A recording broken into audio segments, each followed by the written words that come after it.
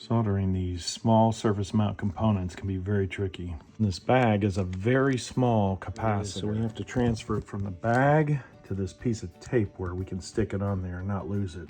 Transfer it to the bag, to the piece of tape, and then make sure it taps on and sticks, because just breathing, this thing can disappear.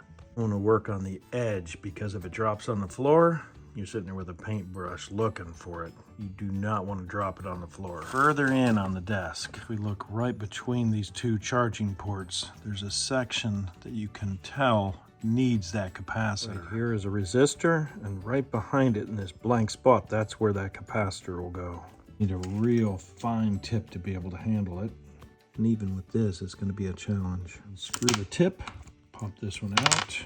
Add in the smaller one, screw everything into place. And the soldering iron, just make sure that you can reach it in here down the circuit board so it doesn't hard enough when things aren't moving around. Place the component from here into place. Put it into place and then get it as square as you can.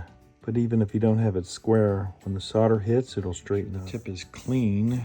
And put a little bit of solder on it. Too much, just enough to cover the tip a little.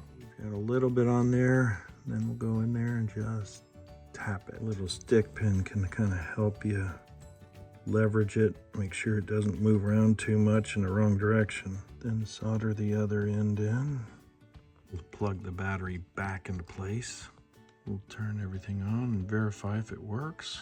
Sometimes you can take a look through a microscope to see how did you do. On a little straighter, but it looks like we have good penetration in there. There's a few ideas if you're trying to get those real small surface mount components on.